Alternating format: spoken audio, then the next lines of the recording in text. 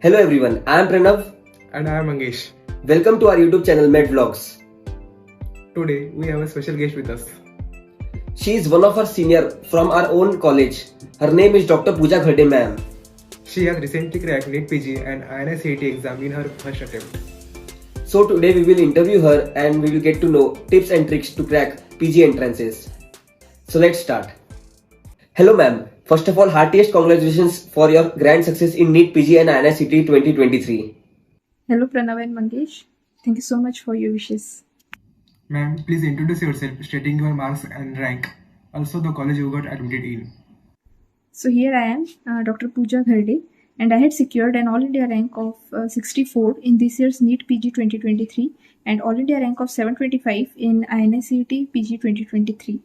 And recently I took admission for the postgraduate course of MD Radio Diagnosis at Government Medical College and Hospital, Nagpur. Wow ma'am, it's great to hear that. It's dream of many aspirants to bring rank under 100. So ma'am, now let's start with the questions. Ma'am, how did you felt when NEET PG results were announced and what was your reaction after seeing All India rank 64 in NEET PG 2023? Okay, so the day when our NEET PG results were announced, I was in a state of preparation for my INI-CET exam. So actually the INI-CET was supposed to be conducted in the next month, so I was preparing for it and I studied for my INI and then I took a break. And when I returned from my break, I had seen ki some of my friends have called me.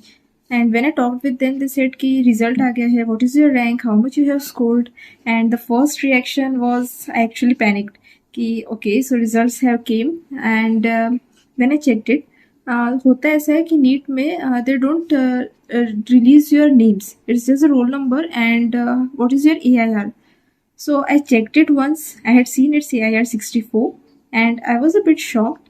Then I checked it for the second time. I checked it thrice. I asked my parents to check it as well. I called my brother to check it, and when we were sure, like for doubles and triple and then quadruple times, and then we realized that okay, fine, it's AIR 64. And my very next reaction was that is AIR 64 really good, or my friends have secured even much higher rank than me? Ma'am, do you belong to the family of doctors? No, I do not belong to a family of doctors. I'm the first one to enter in this profession. My father is an assistant HM, whereas my mother is a homemaker. Ma'am, had you dreamt of becoming a doctor since your childhood?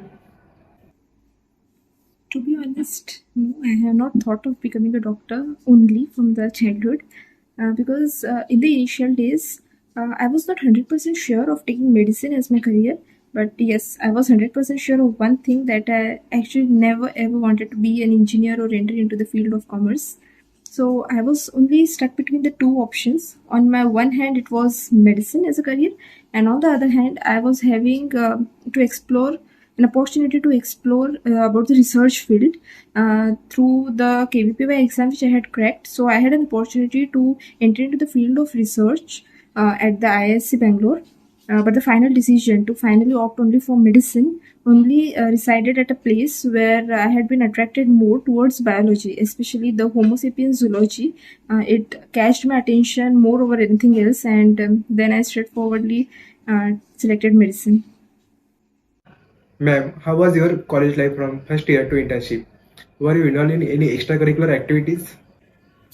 My college life from first year up till my internship was actually pretty good. I was able to bag 2 gold medals during my MBBS, one in my second year and one in my third minor.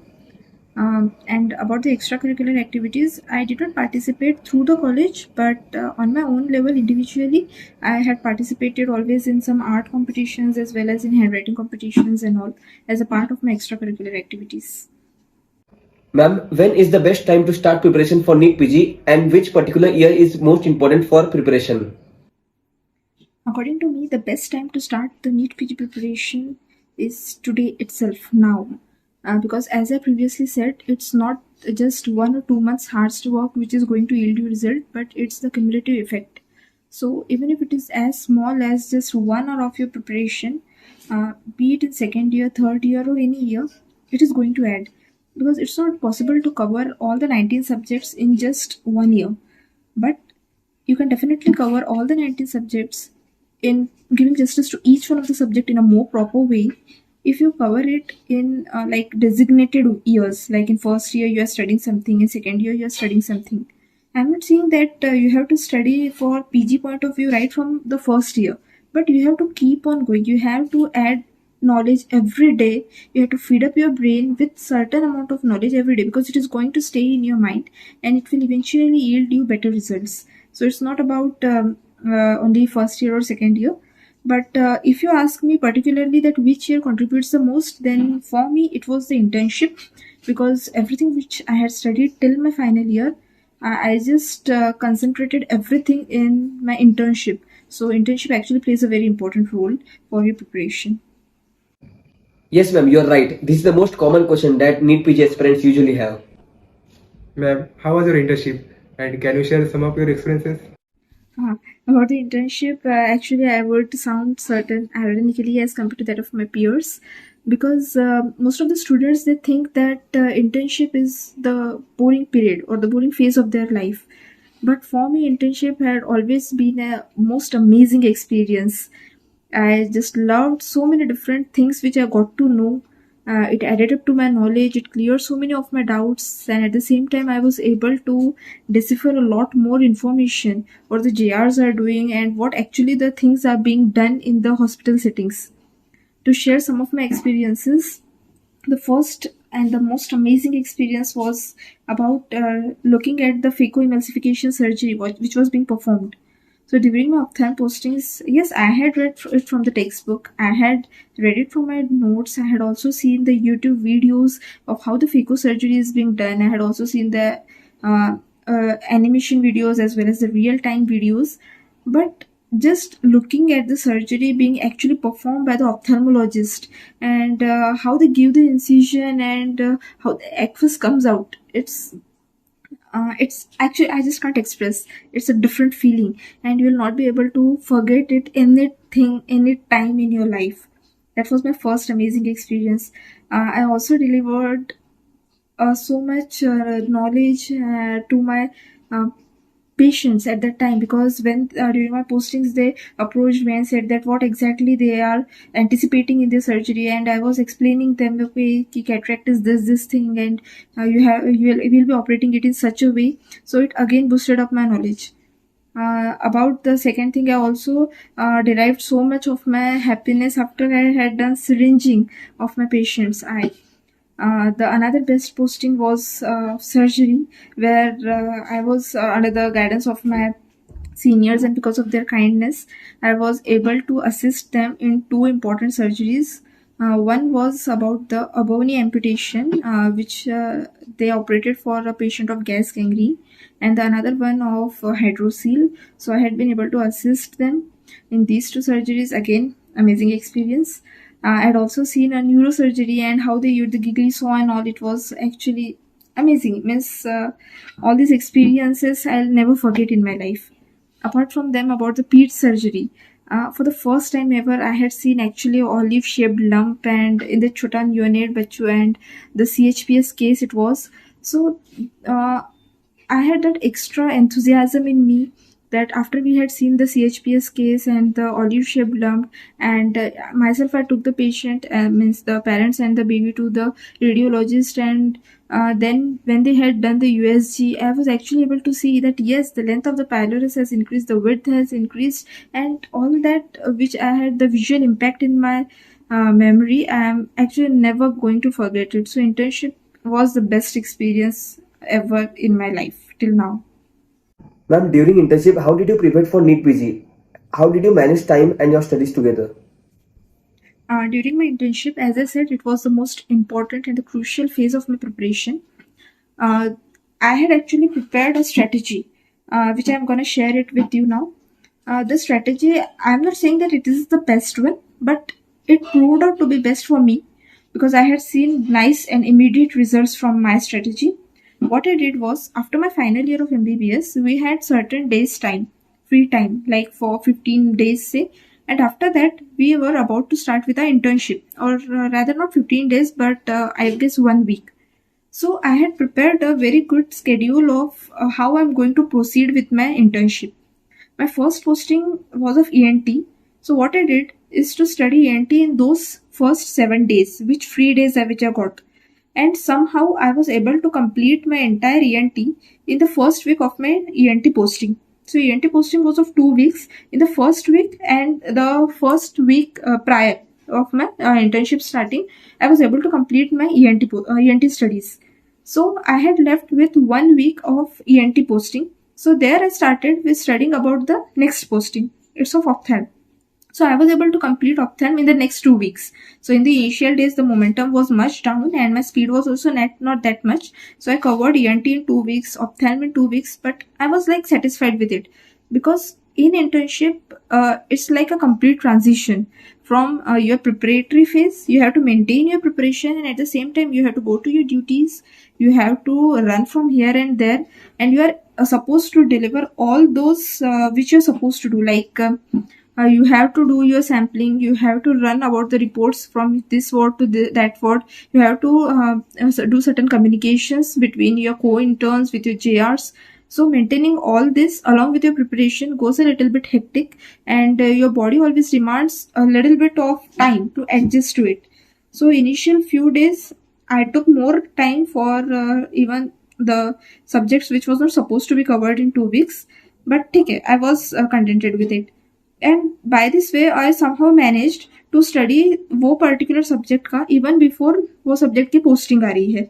So say for after 3 to 4 months I reached a stage where I had actually studied that subject, but उस posting को और ज़्यादा time रहता है.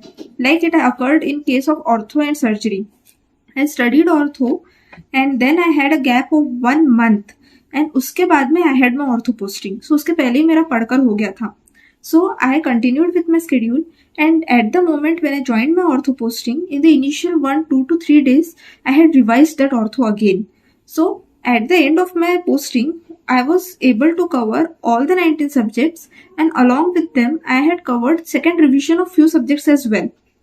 Now, other added advantage is that you are not posted for internship for all the 19 subjects. So if you follow my strategy, so I was able to cover the subjects जिनकी posting लगती है, and in the free time, like वो subject का पढ़कर हो गया. Like I said, I had 1 month gap about my actual ortho posting. So in that 1 month gap, I had already studied about the next posting. So I studied the subjects which were not supposed to be intended during our internship. Like we don't have posting in anatomy, we don't have posting in biochem, physiology and all these subjects. So I covered those subjects in those 1 month gap. So similarly, in between you'll be able to take out big chunks of your free time where you have to allot it to those subjects जिनकी posting internship में नहीं लगती है. And this is how I managed, because according to this I had so many added advantage. First, internship मुझे कभी bore नहीं लगी उस वजह से, because I always had that added knowledge of theory along with me as a strong backbone. And उसके वजह से when I was looking at a case, whenever I was doing sampling of the patient, I used to just have a glance over the reports or the files, and I'll get to know कि okay, इसका ये रहता है, and इसका theoretically इसकी ऐसी treatment मिलनी चाहिए और इसको मिल रही है कि ऐसी. And when I used to see कि हाँ इसे ऐसी treatment protocol follow हो रहा है, so it again added up to my knowledge. So ये एक added advantage था. दूसरा कि it never stressed me out कि मेरा पढ़ाई नहीं हो रहा है. Like if I am looking at a case और वो सब्जेक्ट मैंने नहीं पढ़ा या फाइनल ईयर में कभी वो पढ़ा था, तो मुझे एक ऐसा नहीं लगता था कि ओके मुझे याद नहीं है. वो फीलिंग आती नहीं थी क्योंकि वो सब्जेक्ट मैं रिसेंट में पढ़ा हुआ रहता था. सो वो हमेशा मुझे याद रहता था. सो बाय दिस वे मैंने किया था, but this is not the only strategy to do it. If you are following the TND schedule of any other app, if you have joined or if you are preparing on your own and you are having certain timetable made, you can do it in that way as well. It doesn't matter if you're starting from first year ke subjects or you're starting from final year ke subjects or you're going according to the internship postings. Either way will work. Just the only thing is you have to be consistent enough and it will definitely add up to your knowledge. Ma'am, what are your thoughts on group study and how does the friend circle affect your preparation? That's actually a very nice question, Mangesh. About this group study. See, you will see that most of the toppers or the top rankers, they always say that they used to do group study, and some of them will be like me, will say कि हमने group study नहीं की है. So at this particular juncture, I am not saying that group studies are better or they are not, but you have to decipher it for yourself, like whether group studies are convenient for you, whether you are getting satisfaction from group studies or not. Because see, you are risking your entire career, your entire preparation. So just don't rely on what the top rankers are saying. You have to judge it for yourself. You have to assess it whether it is working it for you or not. Like during my second or third year, I guess I started with the group study, and when I did the same pattern, like used to study with my friends, I used to discuss it with them, I get to know that I was not getting that much core of satisfaction which I always intended it. So at the end, I left the group studies, and then I had always done my individual solo study, self study. So I am not saying that only self study will bring you good results. Neither I am saying that only group studies will give you the results. You have to look it for you, whether group study is giving you that satisfaction or not. You have to do certain evaluation on your side. And if you ask me that what sort of evaluation we can do, so just allot few days to your preparation strategy. If you are allotting 5 days, do one task, make a group of friends जिनके साथ you are comfortable to study with, and distribute topic. Like आज तुम ये पढ़ कर आओगे, another friend will read this topic, another friend will read this topic, and then तुम बैठकर डिस्कस करो जो तुम्हारा टॉपिक है. when you are explaining it to the other friends, obviously you will be able to teach in a more decent way, in a more detailed way, because वो तुमने पढ़ा हुआ है. but you have to pay more attention to what your friends are teaching to you. and एक बार तुम्हारे friends ने वो topic तुम्हें पढ़ा लिया, तुम आओ घर पर एंड देन तुम खुद पढ़ कर देखो. अगर तुम्हें ऐसा लग रहा है कि हाँ मेरा कंसेप्ट बहुत ज़्यादा क्लियर हो रहा है, कंटेंट उन्होंने सही बताया है, मुझे ज़्यादा एफर्ट्स लेने की नीड नहीं लग रही है, तो फिर go with it. The group study pattern has actually made for you then. But अगर आपको ऐसा लग रहा है कि नहीं, कहीं ना कहीं लैक्यूने रह रहे हैं, मेरे डाउट्स सॉल्व होने से ज़्यादा और ज़्यादा बढ़ रहा है, मेरा कन्फ्यूजन बढ़ रहा है, मेरा टाइम वेस्ट हो रहा है, उससे अच्छा तो मैं सेल्फ स्टडी में ज़्यादा कवर कर पाऊंगा या कर पाऊंगी, then self study is made for you. So you have to evaluate it for yourself, and then you have to decide whether it's important for you or not. Similar goes for library also. Like library में पढ़ना चाहिए कि नहीं पढ़ना चाहिए, वो भी तुम्हारे ऊपर डिपेंड करता है. लाइब्रेरी का atmosphere, if it suits you or if home atmosphere suits you. So again at the end, it doesn't matter where you are studying, along with whom you are studying. The only thing which matters is तुम्हारे यहाँ पर जा रहा है क्या, and if you are able to do justice to what time you are dedicating to, then magic will actually occur. Ma'am, which platform did you use for NEET PG preparation, and what is your opinion on online and offline coachings? For my NEET PG preparation as well as INI, I solely used DAMS. So I did not purchase any of the other apps. I was only a subscriber of DAMS. And for online as well as offline, both of them are equally nice. At the end, it just depends upon your procrastination. Like if you are not procrastinating, and if you are watching all your online videos on a regular basis, you are studying in a more proper way, or the faculties are teaching you what they are guiding you, then online are equally important. They are equally nice as compared to offline ones. But if you feel that offline में you have that disciplined approach to study, then yes, offline always face-to-face classes have that additional advantage of having the direct building rapport with your teachers. You'll be able to directly connect with them. You'll be able to ask them the doubts. You'll be able to pay more attention in the classes. For me, it's always a blend of the two, online and offline. Whenever you'll have a hybrid of this teaching, it will add more knowledge, and it will be helping you to reach more greater levels of your excellence as compared to if you're sticking only to online or only to offline. Ma'am, what is the importance of handwritten notes, and how to efficiently use the offline notes provided by coachings? Handwritten notes are must. Like they're literally the must. If I had made my notes, I had customized in my way. I had written those points which I feel they are important. I had highlighted those points which I feel that I am lacking the knowledge in, and I had marked only those points which I feel कि उन्हें मुझे revise करना है. So handwritten notes must be customized as per your needs. If my notes someone else is reading, they'll be able to understand what I'm writing, but again they'll have to customize it in their way. Then only they'll be able to get more results out of it. So if you're having ample of time to make your own handwritten notes, just make them. And don't be lazy enough कि हम सिर्फ printed notes ही कर लेंगे. But time always doesn't have a softer corner for you. If time is not with you and you are lacking so much of your time and notes तुमने अभी तक बनाए नहीं है और टाइम भी नहीं है अभी नोट्स बनाने का, so yes, you can read from the printed notes which the coaching classes are giving to you. But again, you have to make sure that you are doing certain scribbling in them, you are writing something, you are making those printed notes your own notes. You have to do certain additions in them, you have to mark them, you have to highlight them, you have to scribble them, you have to do certain additional points in them, so that at the next time when you are reading, it will not be the same printed notes which you are reading, but you are reading your own notes. So first, my advice is, if you are having time, make your own handwritten notes. Make notes in a much nice way. Like सिर्फ लिखने के लिए नहीं लिखना है, you have to make it in a nice handwriting. You can use multiple colors if you want, or if you just want that black and white वाला feel, so you can write with blue and black pens. But थोड़ा उन्हें अच्छे से बनाना है notes को.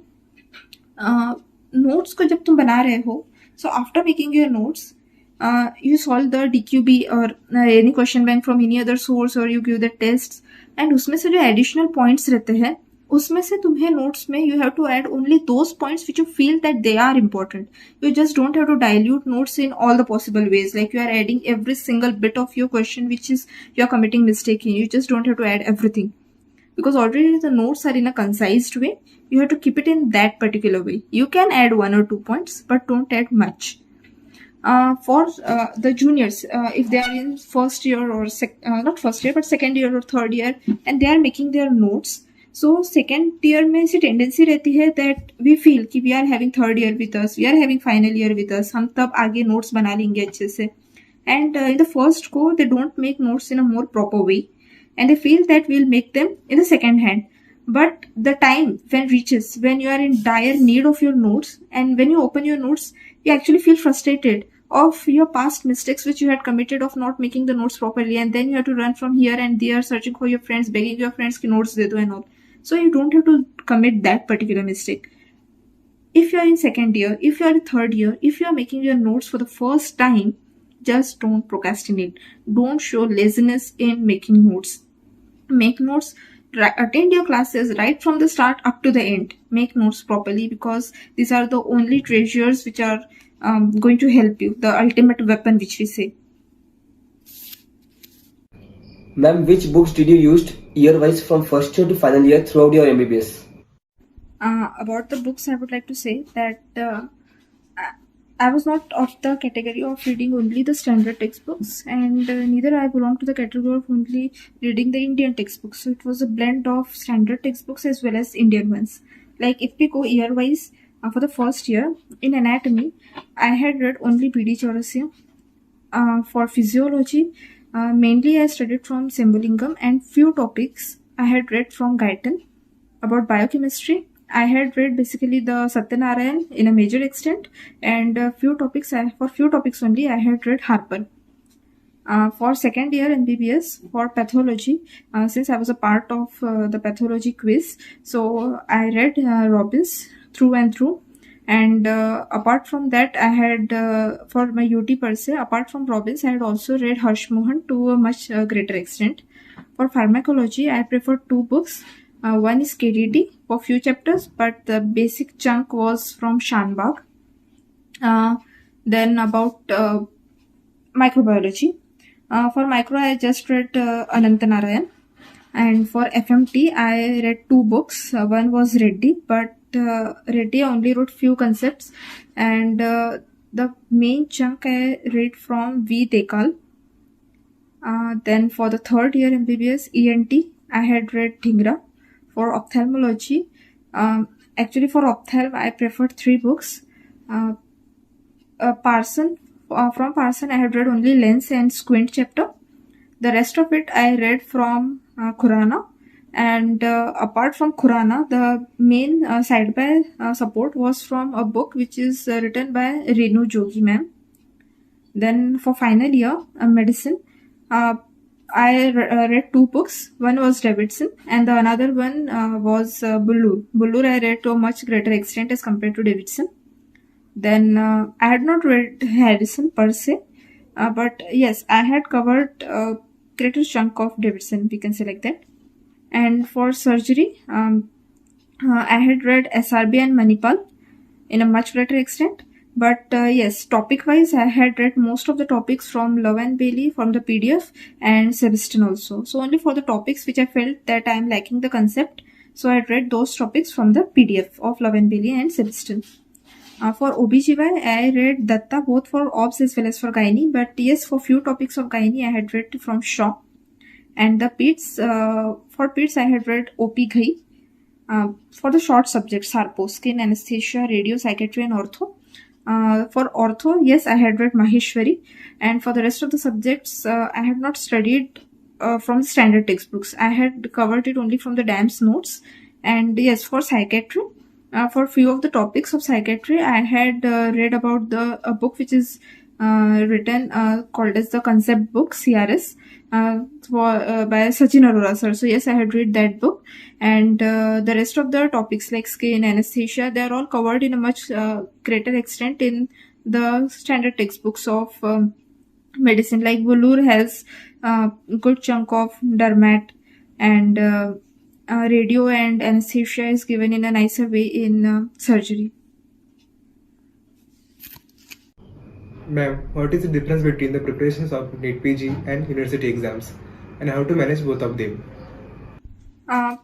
Here I would like to say that there is not a big difference in preparing for your NEET as well as for university exams. Like here lies the most of the difference. Most of the students, what they used to think, that if they're preparing for university, they keep their notes aside. Then if they're preparing for NEET PG, they keep their books aside. So okay, fine, the latter is correct. If you're preparing for your NEET PG, no need to study from the standard books. But if you're preparing for your university, if you're reading your textbooks, then don't keep your notes aside. You have to use your notes along with the books.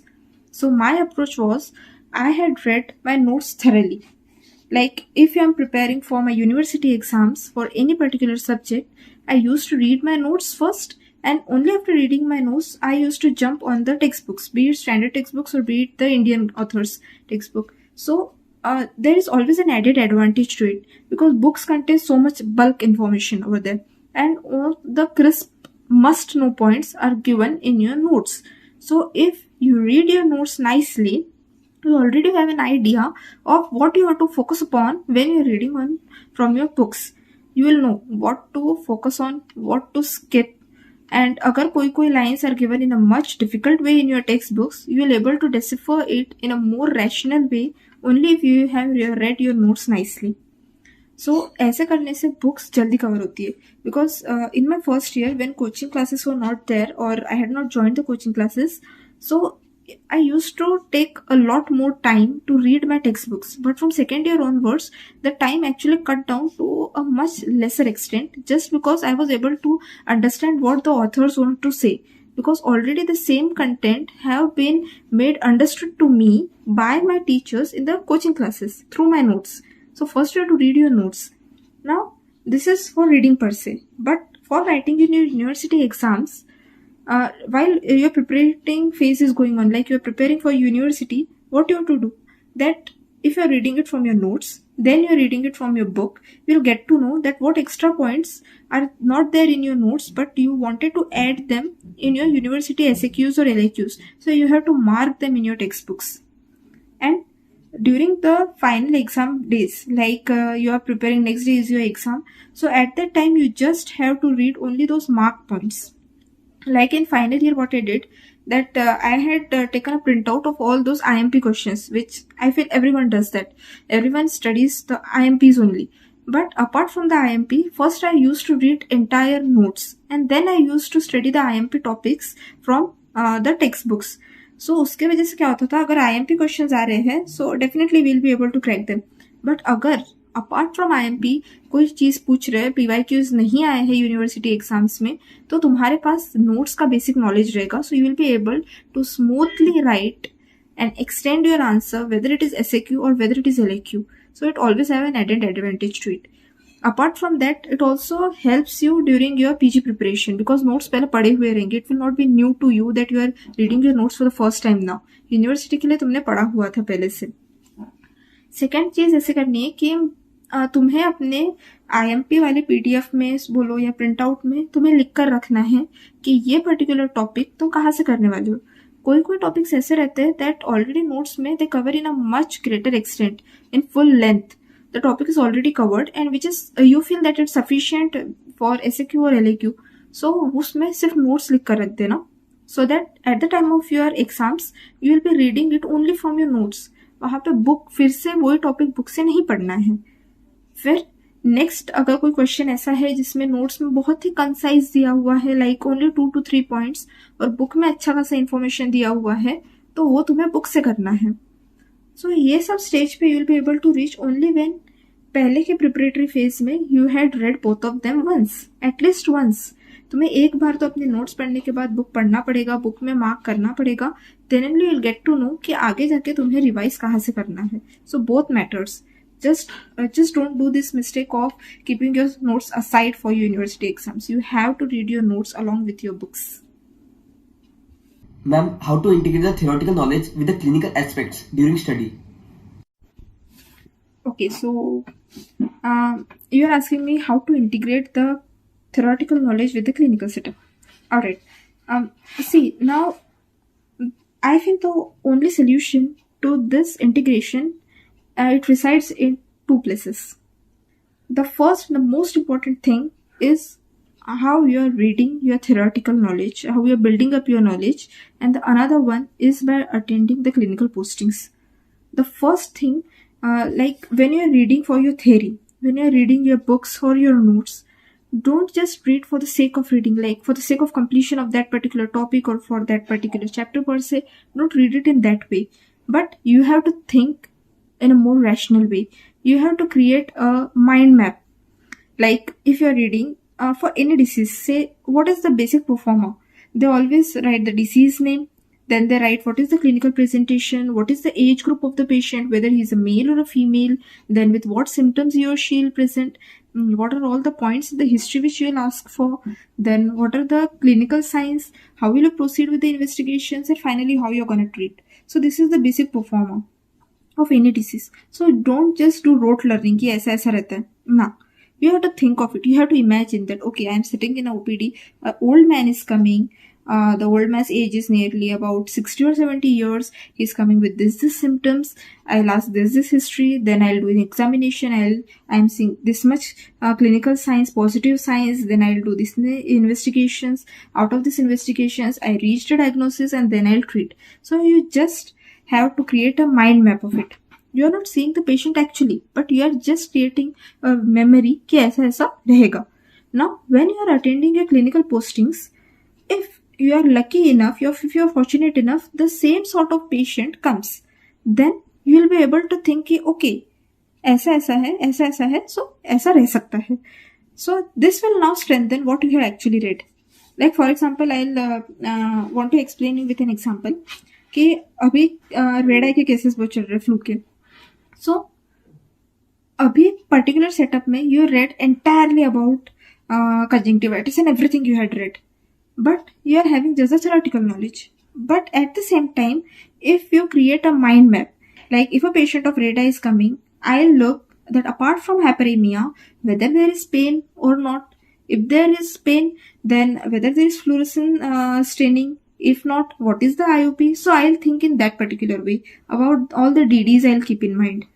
Now, if there is no pain, then I'll look for the other factors, that whether there is associated eye discharge, if there is cirrhosis or not, then if there is itching. So I am thinking in a whole spectrum of diseases because एक patient को conjunctivitis हुआ है, so या there are chances कि my patient with red eye will have also conjunctivitis, but it's not the only DD.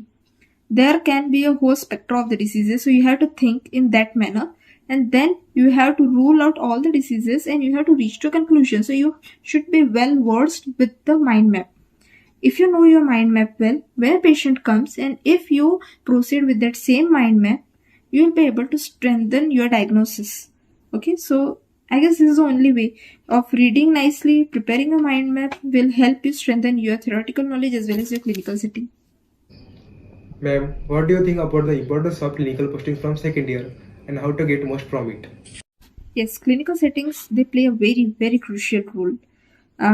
At the starting of my second year, my first posting was of surgery, and to be honest, I was so much scared of it because तब surgery का इतना कुछ knowledge था ही नहीं. We use to study about second year patho physio patho pharma micro ये सब पढ़ रहा था हमने, और जो फर्स्ट ईयर में एनेट पढ़ा था वो भी थोड़ा सा भूल गए थे. सो सर्जरी फर्स्ट टाइम जब जा रहे थे तो हमें एनेट अच्छे से याद नहीं आ रहा था और सर्जरी का तो कुछ ABCD पता ही नहीं था. So I got scared of my postings and I use to think that 9 to 12 वाला जो पोस्टिंग्स का टाइम है it's actually waste of time, I use to think. But gradually when I started studying दो subject जिनकी posting लगी हुई थी, I get to know that postings the 9 to 12 का जो टाइम है ना, 9 AM to 12 PM, it's actually the most important time out of your whole routine of the day. So because see, postings will always and always add an upper edge to your preparation only when your theoretical knowledge is right, because it said now that your eye sees only what your brain knows. So if you know about a disease, you are well versed with its concept, then only your eyes will be able to recognize that particular sign or that particular disease per se. And postings have actually added not only in my theory preparation but for my PG as well, because during my final year postings I had seen a case of Fournier's gangrene, and at that time our chairs, they while teaching us, they said कि apart from Fournier's gangrene you should also be reading about Melanie's gangrene. So Melanie's gangrene की case वहाँ पे नहीं थी ward में, but I read it from Love and Billy, and I was so fortunate enough that in our UG straight 3 to 4 questions came from Fournier's gangrene and Melanie's gangrene, and I was able to mark all of them correctly just because I had seen them by my eyes itself. I had seen how the patient presents, how the debridement is done, I had seen what is the treatment protocol, and I had also read it from my notes after seeing it by my eyes itself. So it added a very strong impact. So postings always and always, they are very important, but make sure that before you are attending any posting or during your posting preparation, don't take it lightly. You have to read your theory, you have to keep it strong in order to understand your in order to make your postings more fruitful. Ma'am, during preparation, how to approach with MCQs and question banks? The first and the foremost important thing in approaching MCQs or question bank or your test, the first thing is MCQs, they are not to judge you. MCQs are just to add on to your knowledge or to reinforce what you have actually studied. So MCQ solving, it's a skill, and if you don't solve it on a regular basis, you will not be able to deliver most out of it. So you have to develop this skill of MCQ solving. You have to know and you have to learn how to rule out the options, because even if you are 100% thorough with your knowledge, there will be questions in your examination where you will be confused. इनके बारे में नहीं पता था इतना, but still there is a probability that you will strike upon a correct answer just by ruling out. And ruling out, you will get to understand it only after solving MCQs daily.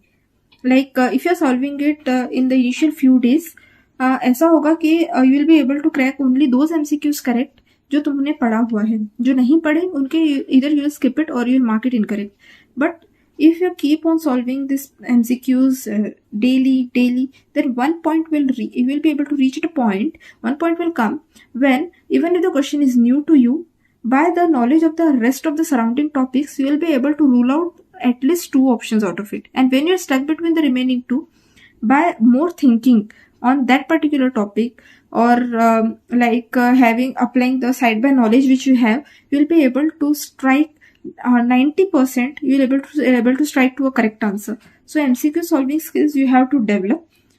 Don't think it's day one and it's the final day of solving the MCQs. No, you have to solve it daily, gradually.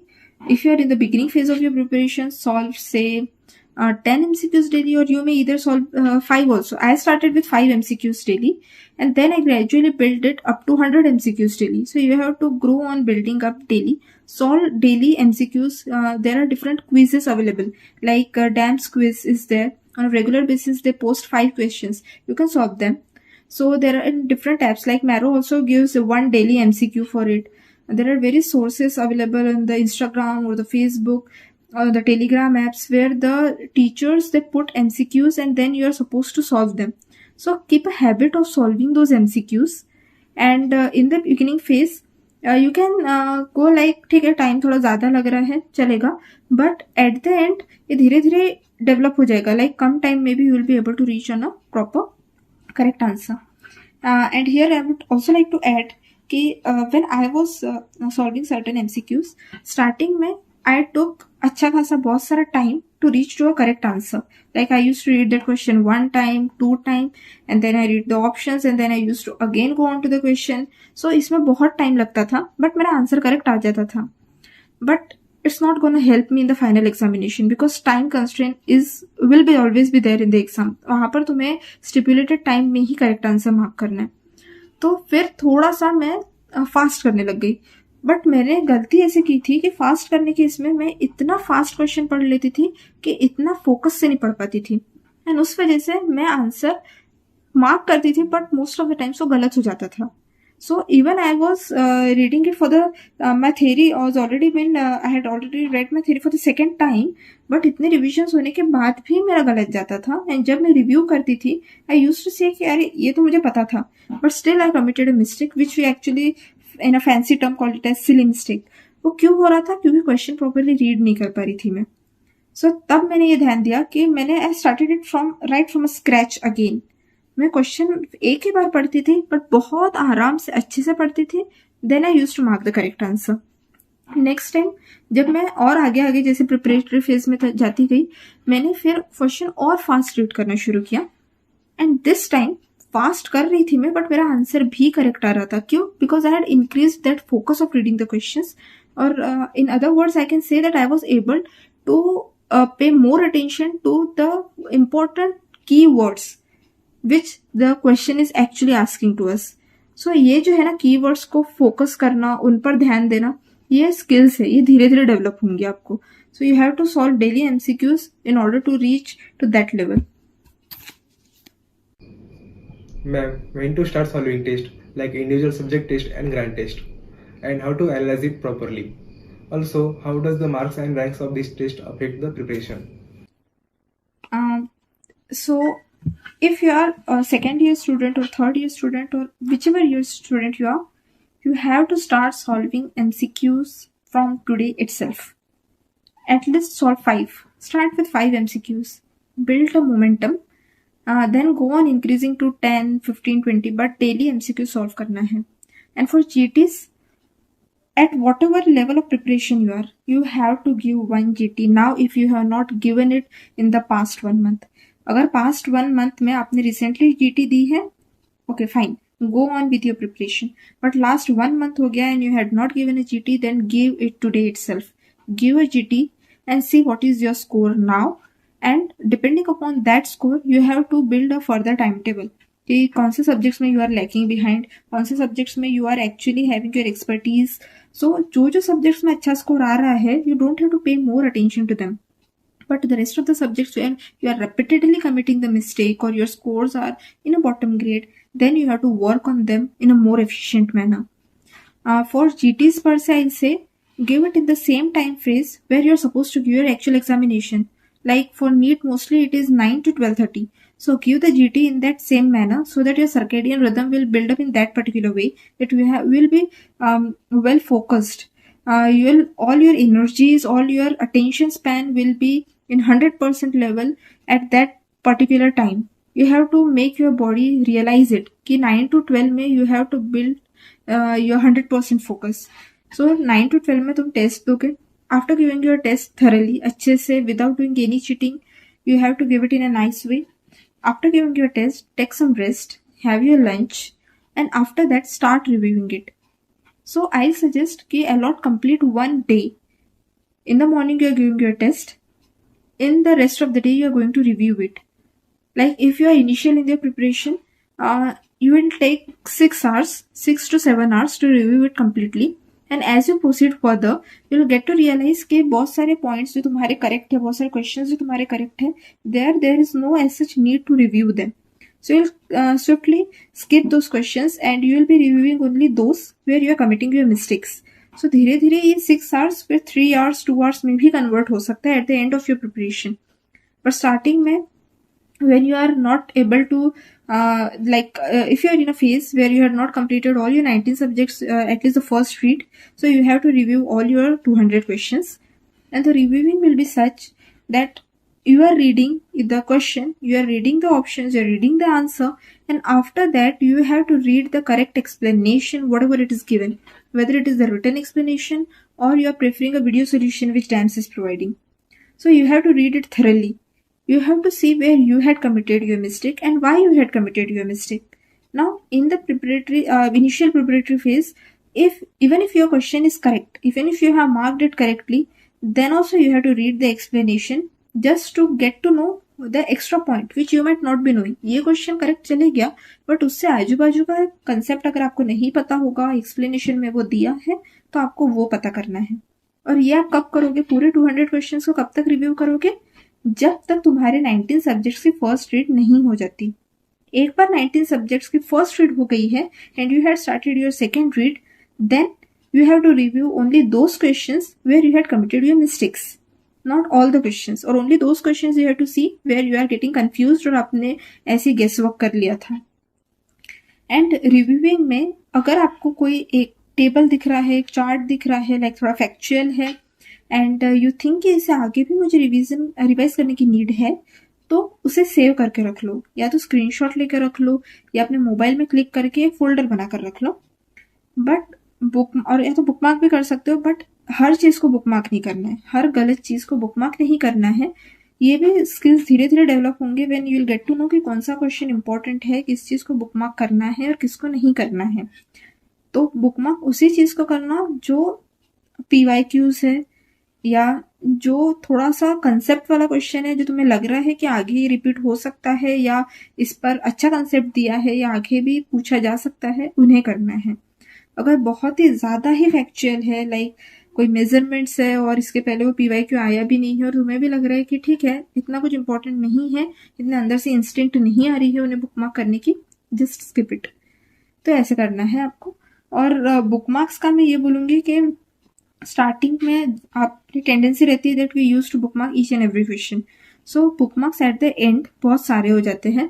सो उन bookmarks को फिर किस तरह से कम करना है, उसके लिए मैंने क्या किया था, मेरे भी अच्छे बुकमार्क्स बन गए थे. तो मैंने जो मैं daily MCQs as a set की, initially I used to solve 5, then 10, then 15 and then I reached up to 100. So वो MCQs में मैं कस्टम मॉड्यूल्स लगाती थी डैम्स की इसमें क्वेश्चन बैंक में, और कस्टम मॉड्यूल लगाकर मैं बुकमार्क्स क्वेश्चन सॉल्व करती थी. और इस बार जब मैं बुकमार्क्स कर रही हूँ, सो आई गेट टू नो कि ठीक है अभी फिर से उन्हें बुकमार्क में रखना है कि अभी मैं इसे रिमूव कर सकती हूँ. एंड ऐसे करके I reduced so much a bigger chunk of bookmarks to a small amount. ऐसा है. और एडिशनली जो सब्जेक्ट वाइज टेस्ट है, सब्जेक्ट वाइज टेस्ट का ये आपको ज़्यादा हेल्प रहेगी इंटर्नशिप में इंटर्न्स को.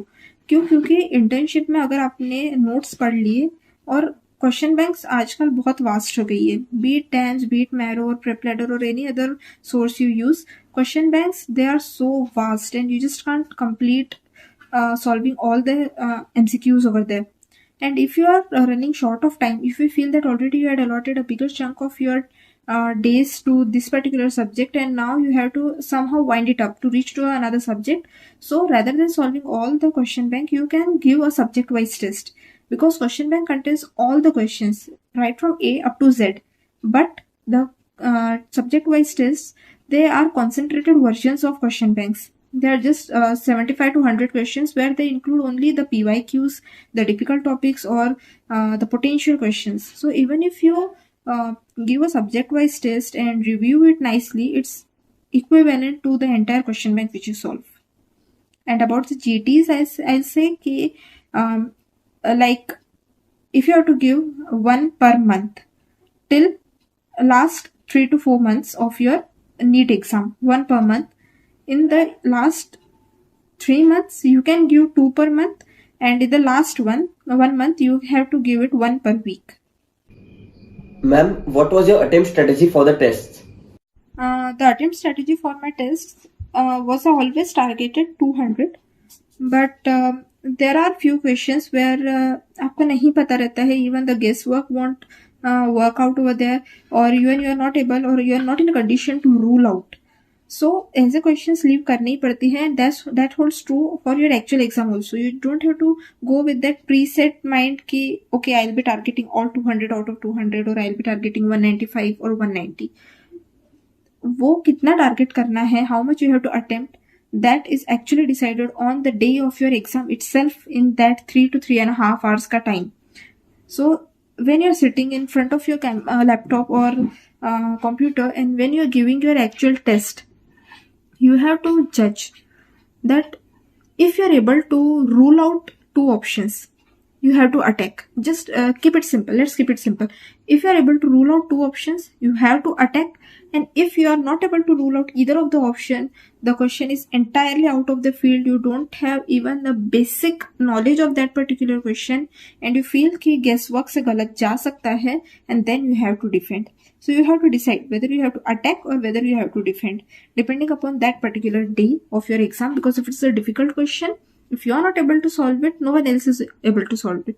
Even the top rankers, they are not able to have the complete information of the 200 questions. Even if they solve 200, like in NEET also I have solved 200, but I was not sure of 5 to 6 questions. But I was able to rule out 2 options, and that's the reason which I had attacked the remaining 5 or 6. So you have to decide it on the day of the exam itself. Ma'am, which were the most challenging subjects or topics for you during your NEET PG preparation, and how did you overcome them? The most challenging subject for me was anesthesia. I feel that it sounded quite weird कि how can an anesthesia be so challenging subject for someone, but yes, I found anesthesia a bit tricky for me because I was not able to recall all the inhalational agents and their particular properties. But how did I overcome it? Firstly, after reading the notes, I had solved the entire question bank. Even after solving the question bank, I was not in a state to say कि okay, anesthesia आ जाता है अच्छे से ना. So for it, I had given a separate subject wise test. मैंने subject wise test का explanation अच्छे से पूरा पढ़ा था. उसके बाद when I gave TND, बाकी times के TND को I had just reviewed. I had just read its explanation, written explanation. But for anesthesia particularly, I had seen 6 hours videos of Anshul Divakar sir.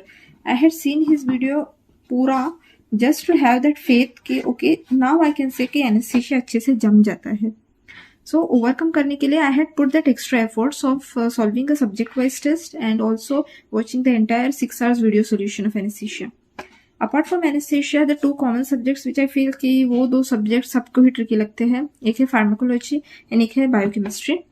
तो pharmac के लिए my strategy was that I devoted 2 days in a week, and वो 2 days पर I used to study just 1 hour, not the entire day but just 1 hour of pharmac. So in 1 week, 2 days, daily 1 hour. So 2 hours a week I allotted for pharmac just to be in touch with the new drugs and everything. And at the end, I was able to recall most of it because मैंने ऐसे नहीं किया था कि 1 month में pharmac पढ़ने के बाद I gave a gap of 6-7 months and then I studied pharmac again. No, क्योंकि ऐसे करने से वो पूरा ही new लगता है. So I studied it for 2 days a week, and by this way I was able to recall most of the pharmac. And for biochemistry, I studied. I had kept it was my 19th subject, like you can say. I studied biochemistry at the end so that I'll be able to recall it in the most proper way. And biochem में cycles per se are not important. You do not have to remember the entire cycle, but you have to remember only the inhibitors or the pathways. So if you are able to recall that much and all the metabolic disorders, inborn errors of metabolism, you're good to go. The only thing is that you will require more and more of revisions to remember them. So I had prepared a separate folder in my mobile named as biochemistry notes, and in the biochemistry notes I had added only those tables or that enzyme deficiencies which I felt कि ये भूल सकती हूँ मैं, and I used to revise them on a regular basis, like once a week or twice a week, so that I'll be able to recall them. Ma'am, what was your plan of action for revisions and when did you started it? And how many revisions have you done before NEET PG? Like I said before, during my internship, I was able to cover all my 19 subjects and second revision of few of the subjects. So in first revision, my strategy was to read the notes first. After reading the notes, I solved the question bank, not entirely, but only of the topics which I felt that they are must to do so. And after solving the question bank, then I again used to switch over to my notes and I used to give a quick brisk revision of only I allotted only 2 to 3 hours to it. पहले after reading the notes, I solved the question bank. After solving the question bank, again I switched on to the notes so that I'll have a quick idea of marking only the topics which I felt that from this topic most of the MCQs are being framed and I am not able to solve them. So I just marked them, or I have a quick brisk revision of only those topics where I had committed mistakes. उससे क्या होता है कि notes और ज़्यादा अच्छे से समझ में आते हैं. नोट्स पढ़ने के बाद, क्वेश्चन बैंक करने के बाद फिर से नोट्स देखने में आपको ये रियलाइज होता है कि कौन से टॉपिक्स इंपॉर्टेंट है, नोट्स में कौन सी जगह है जहां पर आपको कंसेप्ट इतने अच्छे से नहीं समझा रहता है, but after solving the MCQ वही लिखी हुई चीज़ अच्छे से समझ में आती है. तो मैं वो करती थी. उसके बाद में मैं डीबीटी जो सीनियर्स बैच की थी वो डीबीटी उसको फास्ट 2x मोड पे वीडियो में देख लेती थी. And after that I use to give TND, and जैसे एनेस्थीसिया के लिए सेपरेट SWT भी दी थी, सब्जेक्ट वाइज टेस्ट. और TND करने के बाद सिर्फ वो वाले जो टॉपिक्स थे उनको गलत वाले क्वेश्चंस को रिव्यू करना. This was my strategy for first revision. rather than first revision, I must say it was my first read. For my second revision, I used to read my notes again, fast revision of my notes, and since DAMS notes are already so concise, I was able to cover them in a much shorter time. After reading the notes, I used to read only those topics from the bookmarks which I had selected them after solving my custom modules. And after solving the MCQs of bookmarks and all, I used to do the DBT of my version of my workbook, my year's workbook which DAMS has framed. I used to read that. And साथ में मैंने first read में ऐसे जैसे बोलते हैं ना कि 20th नोटबुक बनाओ. I had not prepared my 20th notebook पर से, but in my mobile phone I had created certain folders of all the 19 subjects where I had constantly adding up all the important factual things or all those things जहाँ पर I was lacking or I had certain lacunae in them. I had created such 19 folders and I used to read only that folder, and each folder like it consisted only of say 20 to 25 slides. So I used to read that images, and after those images, this was about my second read, and in my third read और ज़्यादा कम time लगता था notes में, because I use to skip most of the things which I knew, and then फिर से वो folder पढ़ना and DBT पढ़ना. Ma'am, what was your daily routine during different phases, like college days, final year, and especially during the internship? Okay, so about my routine per se during my internship. I am a localite and my house is far away from the college, and I used to daily ride from my home to my college and back from college to my home, and it usually takes 1 hour to reach to the college. So in a complete day I am normally wasting 2 hours, 1 hour to go and 1 hour to come. And after doing all those hectic duties in the internship, after I reached home, I was not in a state to study more efficiently. So starting के internship के कुछ days I was not able to study nicely, but later on I realized that I can't change this thing. Since I'm not a hostelite, I had to come back to home I had to go back to college again for my internship, and that too daily. So I had to utilize every bit of my time. So what I did, that when I was at my home, I used to study my notes. I never solved MCQs most of the times when I was at my home. I used to study my notes only. I used to give them a proper read. And when during my internship I was a bit free, then at that time I used to solve MCQs. It doesn't mean that I was not doing my internship nicely. I was doing all the jobs which are assigned to me by my JRs. And like if I had taken a patient for doing a CT scan or an MRI and I am sitting over there, I used to solve certain MCQs.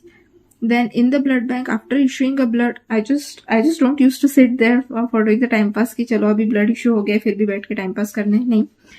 But till the time the blood is being issued, I used to solve certain MCQs. After doing sampling, I used to see the files of my patient. I used to talk with my patient that okay, आपके symptoms पहले क्या थे, आपको ये disease थी तो आप कैसे प्रेजेंट किए थे, आपको क्या लग रहा था. सो ये सब चीज़ों से ना वह पढ़ाई हो रही थी मेरी अच्छे से. और जब इंटर्नशिप में थोड़ा फ्री टाइम रहता है, लाइक 2-3 को इंटर्न्स पोस्टेड है ड्यूटी में और एक दिन किसी को ऑफ अगर मिल रहा है, तो उस डे पर आई मेड श्योर कि तब मैं बिल्कुल टाइम वेस्ट नहीं करूँ. तब मुझे अच्छे से वो पूरे डेज का कवर अप कर लेती थी मैं, जो मेरा फ्री टाइम रहता था. सो यही मैं एक मतलब ऐसे मैसेज देना चाहूँगी कि अगर कोई ऐसा है जिनका बहुत टाइम जा रहा है ट्रैवलिंग में और for any other reason, like family issues है या कुछ भी है, सो वो ही सोचते नहीं बैठना है कि बहुत टाइम जा रहा है so I will not be able to do anything. No, in fact you have to find out a solution out of it.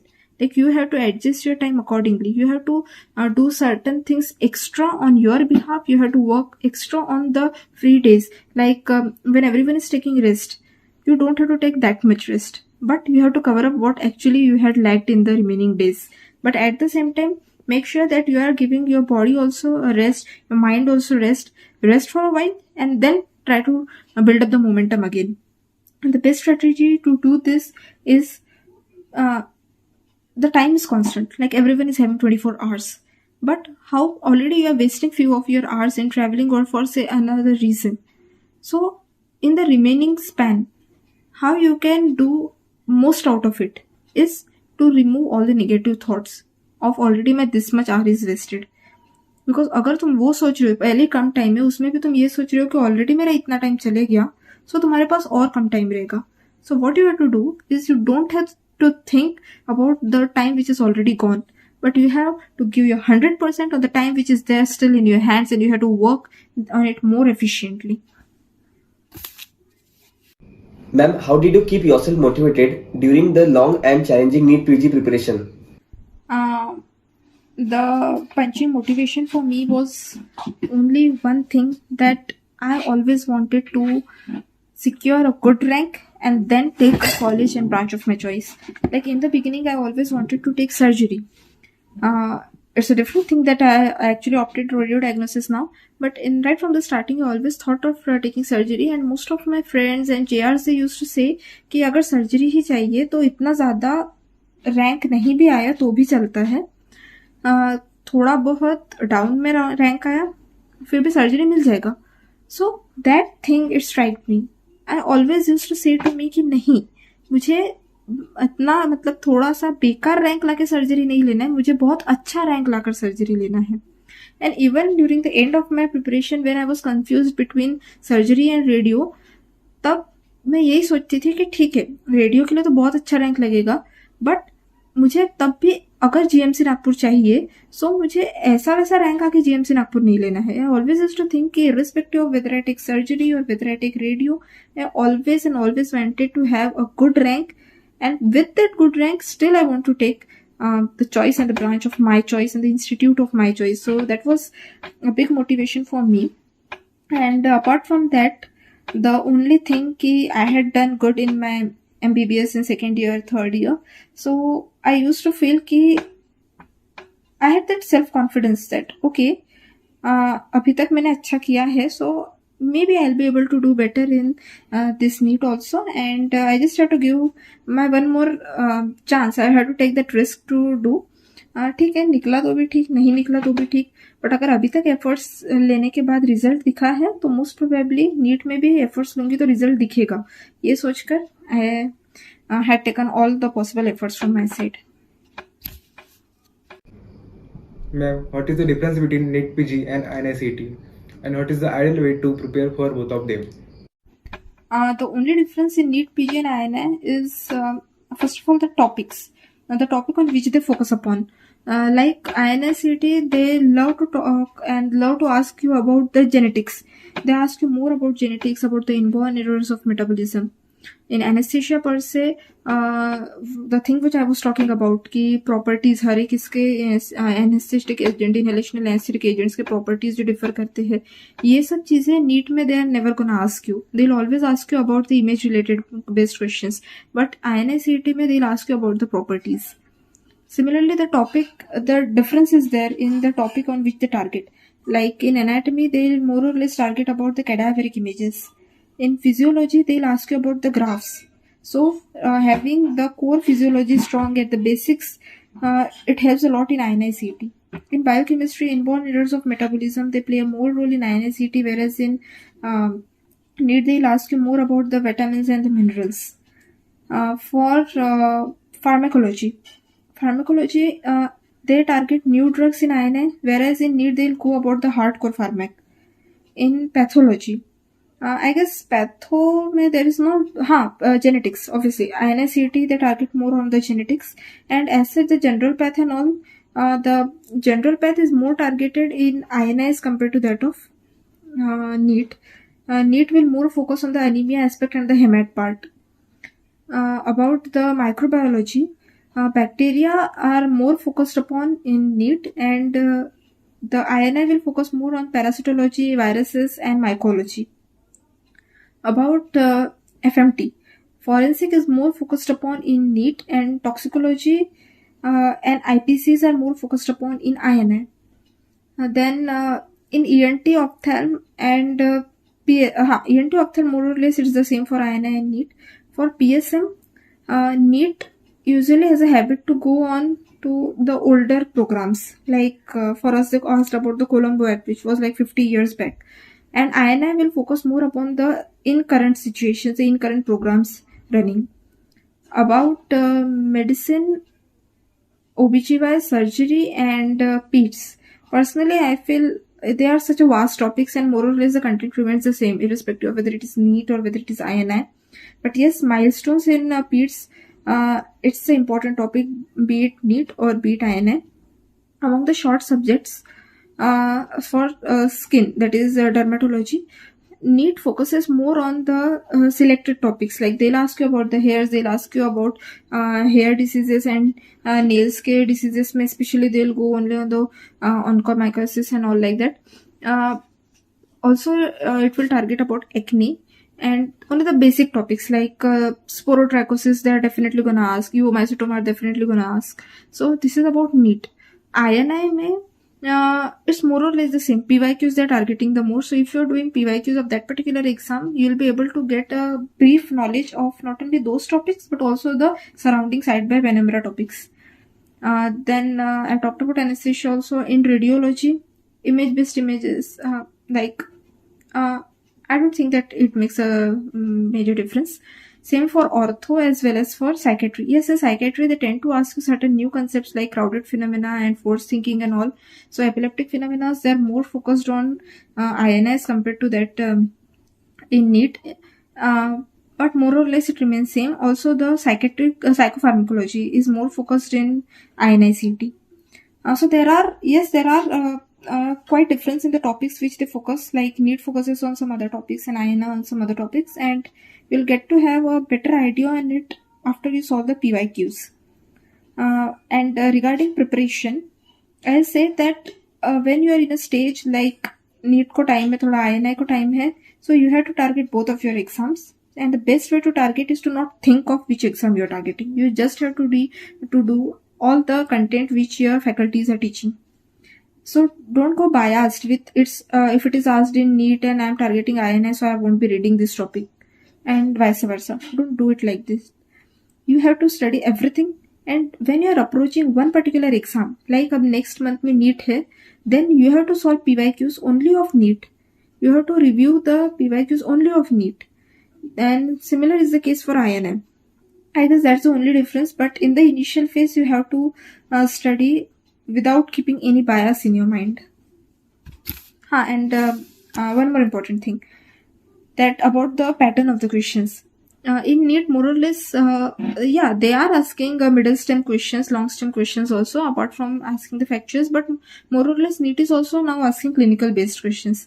And INICET, the peculiar pattern is multiple correct. Like they'll give you a question, they'll give you 4-5 options, and but the answer is not among those options. They give you separate options like A, B, C are correct, C, D, E are correct, and all like that. So it makes the question more trickier, and you will be able to reach the correct answer only if you know a proper knowledge about all the questions. And for that, MCQ solving skill again helps. So before you are like 1 or 2 months are left for your INI CET and you are preparing only for INI. So I don't know about the other platforms, but for DAMS, in DAMS, they're in question bank, they're individually having image based questions ka topic, they're individually having multiple correct and joining जो match the following रहता है ऐसा सब. So you can solve certain questions of that pattern just to have a quick revision of all the topics which you had already studied. Ma'am, how was your mindset and other factors like stress a day before exam and on the day of exam?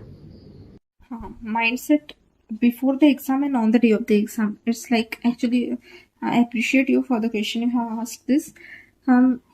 Mindset played a very, very crucial role, and especially in this year's NEET exam, almost all the top rankers, and not only the top rankers, but the other students who had done, they're in the midstream, like neither too good, neither too bad. They are all saying कि at the day of the examination they got panicked and उस वजह से थोड़ी गड़बड़ी हो गई थी.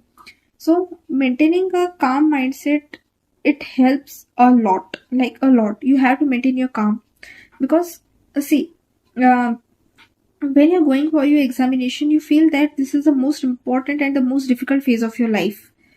But to be honest, after your exam, after your results come, and after you are now you are in a stage where you have to determine which branch you are opting for, which institute you are opting for, then ये moment पे you feel कि actual NEET तो इससे भी ज्यादा easy थी और ये अब एग्जाम तो अब शुरू हो रही है, ऐसा लगता है. सो exam, be it NEET or INI-CET, it's just an exam, and your brain will try to focus upon it as the most and the final exam of your life, but it stays only for few hours, है कि नहीं? So you just don't have to get that point onto on your nerves कि यही exam है. नहीं, ये exam होने के बाद you will get to know कि ये एग्जाम कुछ भी नहीं थी एंड आगे की लाइफ इससे भी ज्यादा इंपॉर्टेंट है. So first thing, maintain your काम, because the more calm you will be, the more relaxed you will be, the more you will be able to commit less mistakes, and with more focus and attention you will be able to clear most of the questions and you will be able to score a better rank. So calm रहना है. जब exam के एक day पहले, now here two sorts of students are there. Exam के एक दिन पहले आधे स्टूडेंट्स ऐसे रहते हैं जो एक चीटी देते हैं just to get into that rhythm कि रस्ट नहीं लगना चाहिए, एक फ्लो में रहना है हमें, सो दैट इसी फ्लो में हम एग्जाम दे देंगे. और कुछ स्टूडेंट्स ऐसे रहते हैं जो इजीली डिस्टर्ब हो जाते हैं एंड देन दे थिंक कि अगर मैं लास्ट के डे एग्जाम दूंगा या दूंगी और उसमें खराब स्कोर आ गया तो मेरा एक्चुअली इसमें भी अफेक्ट करेगा. तो कुछ स्टूडेंट्स ऐसे रहते हैं, and either of the situation you are, it's okay, fine. तुम जैसे भी स्टेज के और तुम कौन से कैटेगरी में बिलोंग करते हो ये तुम्हें एक्चुअल प्रिपरेशन में ही पता चल जाएगा कि तुम अपने टेस्ट के रिजल्ट को किस तरह से एक्सेप्ट कर रहे हो. अगर तुम्हारा स्कोर बुरा आ रहा है तो तुम बहुत ज्यादा नर्वस हो जा रहे हो, बहुत स्ट्रेस्ड हो जा रहे हो, बहुत ज्यादा टेंशन ले रहे हो. देखो, बुरा स्कोर आने के बाद if you are feeling low for few hours it's okay, but if you are feeling low for so much hours and you are not able to concentrate again on your studies, then I feel that you are getting stressed so much. So as a condition mein avoid giving test in the last few days, but if you are okay with it, you are thinking that okay fine, अच्छा हो गया, अभी गलतियां हो गई तो आगे exam में नहीं गलतियां होगी. सो अगर आप इतने पॉजिटिव माइंडसेट वाले हो, so first of all congratulations for having such a good mindset. So yes, you can give the exam test to be in the flow in the last day. And on the day of your examination, make sure that you had a very good sleep. नींद नहीं आ रही है, ऐसा होता है बहुत लोगों के साथ, that they are stressed and they are not able to sleep the night before. So go to bed थोड़ा जल्दी, so that you will have a calmness. ठीक है, नींद नहीं भी हुई पूरी, नहीं नींद आ रही है, ठीक है, फिर भी रेस्ट लेना जरूरी है. फिर अच्छे से नींद लेने के बाद एक लाइट ब्रेकफास्ट करना है on the day of your examination. And if you are a spiritual guy, then yes, do prayers, because it helps a lot. It actually gives you a positive mindset and a faith, a invisible faith that yes, you are going to create miracles today. And after doing all the prayers, after taking blessings of your parents, go for the examination. And the most important thing is to take out that 1 to 1.5 का span जब तुम्हारी exam शुरू होने की रहती है, क्योंकि तुम चेक इन जल्दी कर लेते हो, तुम्हारे पूरे फोटो निकालना हो जाता है, साइनिंग हो जाती है, एंड देन तुम बैठ जाते हो अपने कंप्यूटर के आगे, और टाइमर धीरे धीरे कम होते रहता है. लाइक मिनट्स में पहले 1 आवर रहेगा, फिर धीरे धीरे 59 मिनट्स, 58 मिनट्स, और वो टाइम करते करते कम होता है, और फिर लास्ट के कुछ मिनट्स में आपकी फिर पासवर्ड डाल के आपको एग्जाम शुरू करनी रहती है. तो वो जो 1 आवर का टाइम है ना, वो सबसे ज्यादा इसेंशियल होता है, क्योंकि वो आवर में आपको शांत बैठना है. You just don't have to talk to anyone else. Allowed तो नहीं रहता है वैसे बातें करना, बट अगर if you are unfortunate enough और आपकी बाजू वाली सीट आपके किसी फ्रेंड को मिल गई, और वो अगर ऐसे आपको डिस्टर्ब कर रहे हैं कि नहीं बहुत डिफिकल्ट आएगी, मुझे डर लग रहा है, तो ऑब्वियसली आपको भी डर लगना शुरू हो जाता है. सो उस समय में you just have to keep calm, और वहां पर 1 आवर में ये ध्यान में रखना है कि आपको कोई भी टॉपिक को रिवाइज नहीं करना है. लाइक बैठकर अभी 1 आवर है तो ठीक है, चलो मैं वो टॉपिक याद करने का ट्राई करती हूँ, ऐसे नहीं करना है, क्योंकि already you are in a panic state, और वहां पे याद नहीं आता है, इजी टॉपिक्स भी याद नहीं आते. और जब इजी टॉपिक्स याद नहीं आते हैं तो आपको और ज्यादा डर लगता है, और उस वजह से फिर बहुत बुरा इम्पैक्ट आता है. तो वो 1 आवर में you just don't have to think of anything else, you just have to keep calm and just try to meditate at that particular time. Okay fine, test है, ठीक है, और वॉट आई थॉट कि exam के बाद मैं क्या करने वाली हूँ, मैं घर जाके ओके मैं ऐसा करूंगी वैसा करूंगी, I use to think in that positive way. तो किसी तरह से वो 1 आवर निकल जाता है, एंड फिर तुम वो 1 आवर में रिलैक्स्ड हो जाते हो, और 1 आवर में रिलैक्स्ड होने के बाद फिर एक्चुअल एग्जाम देते हो, तो तुम्हें फिर ज्यादा टाइम का मतलब इतना 3 घंटे तक टेंशन नहीं आता है. ऐसा करना है. और एग्जाम जब हो गई, खत्म हो गई, उसके देकर आने के बाद फिर से you will have to face certain population of students, जिसमें से कुछ स्टूडेंट्स ऐसे रहेंगे वो बहुत इजी थे बोलेंगे, कुछ स्टूडेंट्स ऐसे रहेंगे जो बोलेंगे कि बहुत ज्यादा डिफिकल्ट था. तुम्हें वहाँ एग्जाम होने के बाद वहाँ अपने फ्रेंड्स के साथ ज्यादा बातें करते नहीं रहने की पेपर ऐसा था वैसा था, ना ही खुद टेंशन लेना है, ना ही आगे वाले अपने फ्रेंड को टेंशन देना है कि तुम्हारा पेपर अच्छा गया है बुरा गया. जस्ट मेंटेन काम. तुमने ऑलरेडी बहुत ज्यादा स्टडीज की है, हार्ड वर्क लिया है, इतना 3-3.5 घंटे बैठकर तुमने टेस्ट दी है. You just have to come at home and you have to relax, you have to take a good sleep, and फिर बाद में शाम को जितना बातें करना है अपने फ्रेंड्स के साथ कर लेना. बट ये जो प्रॉपर फेज होता है ना, ये मेंटेन करना, उसमें अपना कामनेस मेंटेन करना बहुत जरूरी होता है. Ma'am, how did you manage the stress and maintain a work and personal life balance during the preparation? During my preparation, in order to manage all my studies and to reduce my stress levels, I used to talk with my family members. Like yes, I had few of my friends जिनके साथ मैं बात करती थी call पर, and I used to discuss with them कि but see, I don't used to discuss कि studies कैसी चल रही है या तुम्हारा कितना हुआ मेरा इतना बचे, नहीं. We used to discuss इधर उधर का बाकी का, बस पढ़ाई के बारे में बस इतना कि ठीक है चल रही है और अच्छे से करना है, बस इतना ही. उससे ज़्यादा मैं स्टडीज़ का नहीं डिस्कस करती थी फ्रेंड्स के साथ, और बाकी मैं अपना टाइम अपने फैमिली वालों के साथ स्पेंड करती थी, मेरे मम्मी पापा भैया के साथ. ऑलवेज आई मेड श्योर कि लास्ट के एटलीस्ट 2-3 मंथ्स में I always had lunch and dinner with my family, so that I used to talk with them. I used to get a little bit happy with them. I used to feel a little happier just by talking with them and letting them know that yes, I am making my efforts, but ठीक है देखते हैं कैसा होता है. और उस वजह से थोड़ा बहुत रिलैक्स भी फील होता था. I used to get relaxed out after talking with them. Also मैंने लास्ट डेज में भी अपना टीवी देखना या मोबाइल देखना छोड़ा नहीं था. मैं अपने जो नॉर्मल अगर कुछ मुझे देखना है यूट्यूब पे वीडियोस है कुछ है, I use to watch them. I use to listen to music in my free hours. And साथ साथ में अगर आपकी कोई हॉबी होगी तो आपको वो भी करनी है. एकदम से आइसोलेटेड नहीं हो जाना है, because when we get isolated we enter in to a stage of burnt out. And then see, एक दिन में पूरा 16 आवर्स पीक होने के बाद एक बॉन्ट आउट में जाके 6-7 दिन वेस्ट करने से बेटर है तुम रोज अगर 6 आवर्स भी कर रहे हो, but if you are doing it 6 hours for 6 days, so that 16 to 6 36 hours matters more than the 16 hours. क्योंकि एक लिंक भी लगी हुई रहती है और अच्छे से पढ़ाई भी होती है. So don't enter up into stage of burnt out and don't get isolated. Spend time with your friends, go for an outing, and it's all right if you want to take a break. अगर आप इस category की हो कि आपको एक week में 6 days work करने के बाद 1 day पूरा ब्रेक चाहिए, if you okay with that, go like that. मैं वैसे नहीं थी. मुझे रोज थोड़ा थोड़ा ब्रेक चाहिए था, रेदर देन एंडिंग पूरा एक दिन रेस्ट का और बाकी 6 दिन बहुत पढ़ाई करना, एक दिन रेस्ट करना. मैं वैसे मुझे नहीं जमता था, तो मैं रोज पढ़ाई के साथ साथ में थोड़ा शाम को टाइम स्पेंड करती थी फैमिली के साथ. अगर कभी फ्रेंड्स के साथ बाहर जाने को है अपॉर्चुनिटी था तब उनके साथ जाती थी. और थोड़ा फ्री रहने का सोचो. हर बार हर टाइम पढ़ाई के बारे में, एग्जाम के बारे में नहीं सोचना है. If you are giving your efforts, result will definitely be yours. No need to think of it. आपका काम से पढ़ाई करना है और रिजल्ट्स देना आगे का प्रोसीजर है. अभी उसके बारे में नहीं सोचना है. Ma'am, how did you overcome the distractions and maintained consistency in studies? About maintaining the consistency, I had that inbuilt fear that अगर मैंने कुछ डेज पढ़ ली और फिर मैंने गेव अ गैप फॉर से 3 to 4 days, then I had that fear कि कहीं मैं भूल ना जाऊँ पहले पढ़ा हुआ. And just to overcome that fear, what I used to do, that daily I used to study irrespective of how many hours I am devoting. कभी कभी तो ऐसा होता था कि इट्स लाइक एड डे है, कभी मेडिसिन पोस्टिंग में एड डे है और सर्जरी पोस्टिंग में एड डे है, टाइम नहीं मिल पा रहा है ज़्यादा पढ़ने को.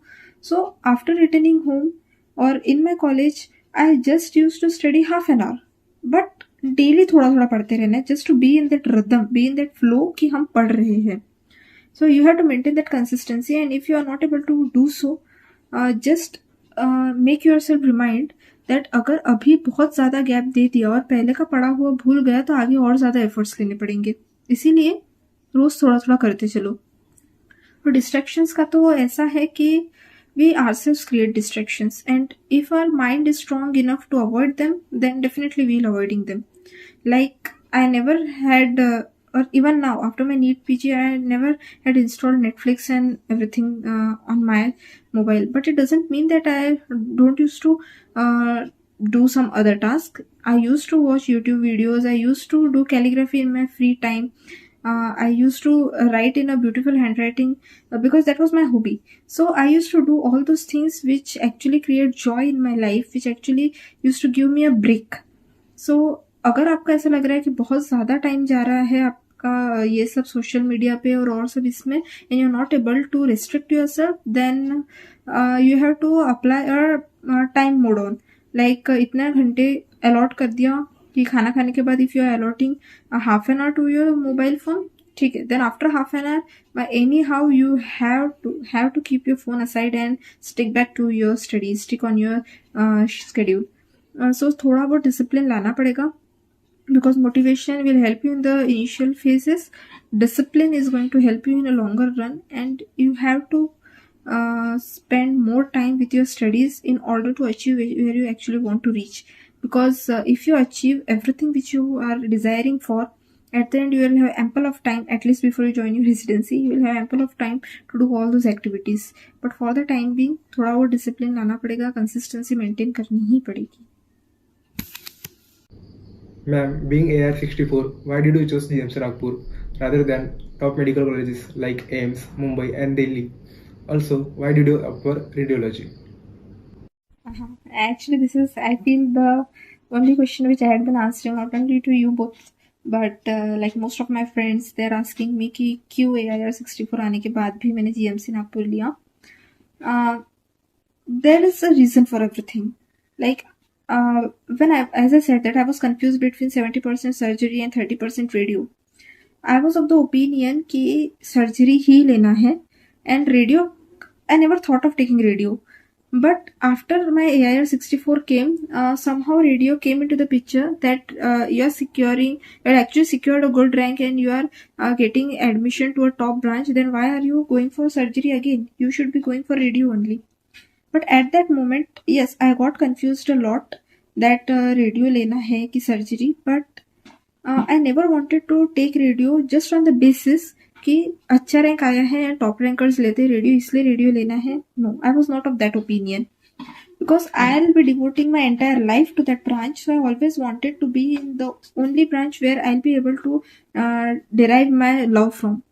So as we all know कि internship में radio diagnosis में we are not posted. So we never had that complete knowledge of what exactly radiology is. The only thing I knew as a intern was I used to jumble between radio and radio department and the other departments like medicine, surgery and OBGY.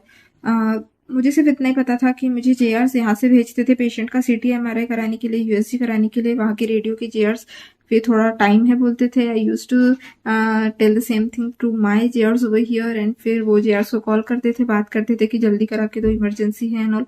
सो सिर्फ इतना ही पता था कि radio diagnosis में सिर्फ इतना ही काम होता है. बट मुझे सिर्फ इस बेसिस पे रैंक के लिए नहीं लेना था रेडियोलॉजी. तो मैंने अपने GMC नागपुर के रेडियो डिपार्टमेंट से रिक्वेस्ट की and then I spend few days over there. And when I attended वहाँ का IR, वहाँ के इंटरवेंशन के प्रोसीजर्स देखे मैंने. वहाँ पे किस तरह से the JRs are interpreting the CT MRI images. Then I get to know कि okay, radio diagnosis and intervention radiology is hell different than what I used to think of. Similarly, वहाँ पर I had seen JR1 sir was doing a scan of a patient.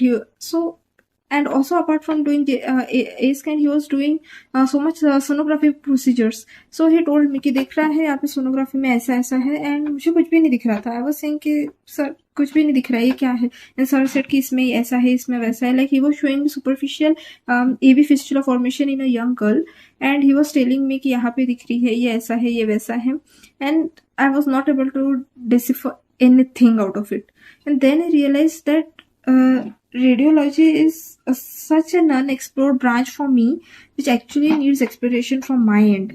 And gradually I started developing interest in it. And my thirst for being in a surgical branch or having their surgical skills with me is, I guess, more or less my thirst is getting fulfilled by IR. I'm not saying that surgery and IR are interchangeable. They are different things. But yes, my thirst for having that surgical skills is getting fulfilled by IR. So this was my answer that why I felt that radiology has attracted my attention more as compared to surgery in the last days after I had attended my radio posting. But yes, surgery was, is and will always be my first love, I can say. But yeah, radiology मुझे पसंद आया and that's the only reason why I had taken radio over surgery, keeping in mind all the parameters which had worked for me and which I am anticipating to work in my future. Now the second question, that why only GMC Nagpur? So I feel that GMC Nagpur is a quite underrated for radio department. Like they are having good modalities, like they are having 3 Tesla MRI, they are having 256 slice CT. All the modalities are new and the academics are good, like they are having PG activities daily from 8 to 9 AM. The JRs are nice, the seniors are nice, and per se I don't feel that, and even I had not heard from any of my JRs saying that the department is toxic, like the toxic word is around the corner in this recent days. It's not toxic, the working environment is nice. Workload per se, it's having an excellent workload. They tend to see rare cases, they tend to see good cases, and more or less an added advantage of being in my hometown. So at that I feel that ऐसा एक भी reason नहीं था of not opting for GMC Nagpur. Like there were all advantages for me.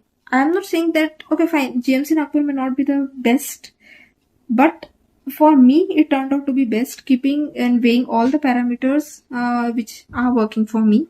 So, and as far as 1 year bond and the less stipend is concerned, I'm okay with it. And as far as I'm okay with it, I feel ki GMC Nagpur is actually the best institute for radiology for me, and that's the reason I selected it over the other institute, be it AIMS or Delhi colleges or Mumbai college, because I had been allotted. But yes, about AIMS Delhi, I had been allotted AIMS Delhi through my INICET for surgery, and at the moment I decided that I'll be taking radiology, so there was no point in going to AIMS just for surgery, because branch matters the most as compared to that of the institute.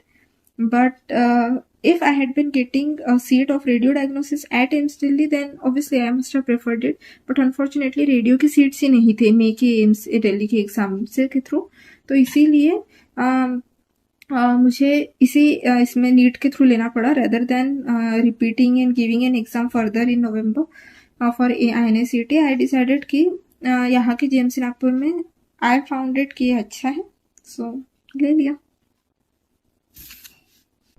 Ma'am, who played an important role in your achievement and what kind of support did you receive from them and what would you like to say to them through this video?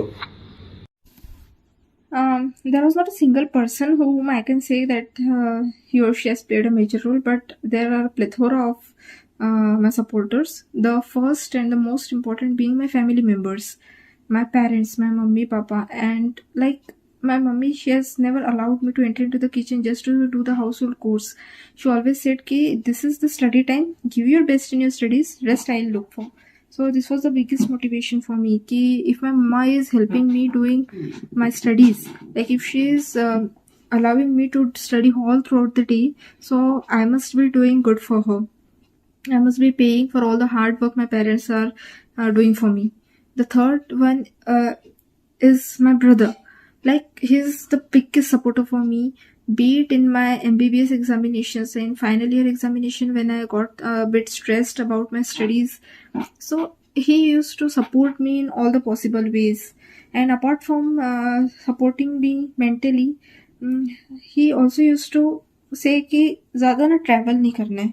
Like whenever मुझे college में थोड़ा बहुत काम रहता था, तो वो मुझे अपने साथ लेकर जाता था कि मुझे ड्राइव करके मैं ज़्यादा थक ना जाऊँ, 1 घंटा ड्राइव करने से मैं ज़्यादा एग्जॉस्टेड ना हो जाऊँ, इसलिए वो मुझे हमेशा अपने साथ लेकर जाता था. He use to drive and I just use to sit ideally behind. For my exam days also, NEET INI के एग्जाम में उसी के साथ में गई थी एग्जाम सेंटर पर. And the first thing when I give my paper and I came back, he asked me कैसा था, एंड आई जस्ट सेड कि जितना सोचा था उससे तो बहुत ज़्यादा अच्छा था. एंड देन ही सेड चलो अब हो गया, अभी हम भी फ्री हो गए एंड तू भी फ्री हो गई है. सो इतना जो एक गुड रैपो बन गया था अपने ब्रदर के साथ मेरा, जिसकी वजह से उसने बहुत सपोर्ट किया मुझे.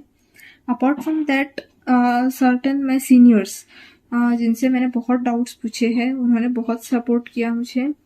And most importantly, without fail, the DAMS faculties, like they are the cornerstone of my preparation. If DAMS hadn't been there, I guess I would not have been able to sit in this position to give an interview to both of you.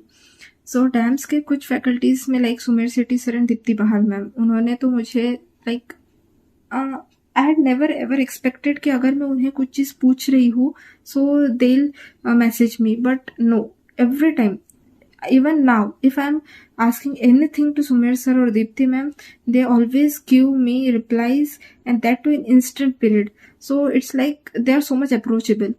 Apart from that, Sachin Arora sir, I used to constantly call him for any of my doubts I had, be it educational doubts or be it other doubts. He always used to help me. And all my other faculties, DAMS faculties, so they are so much approachable to help me. Also my JRs, because during my internship, as I said that I did my internship nicely, and that was the good point of being कि if I am going good to my JRs, if I am helping them out, they also feel that yes, she is helping us out, we can also support her. So whenever they never used to ask me to do all that scut work. Yes, I used to do बाकी का काम, but free time में whenever I ask them certain doubts, like वो free बैठे, मैं free बैठी हूँ और मैं उनको पूछ रही हूँ कि इसका पेशेंट का ऐसा ऐसा हुआ है तो हमें कैसा करना चाहिए, so they used to tell me. उन्होंने मुझे बहुत हेल्प किया है JRs ने. फ्री टाइम में मुझे ऐसे मतलब फालतू काम के लिए they never use to call me कि अरे अभी ये करना है तो तू वापस आ जा.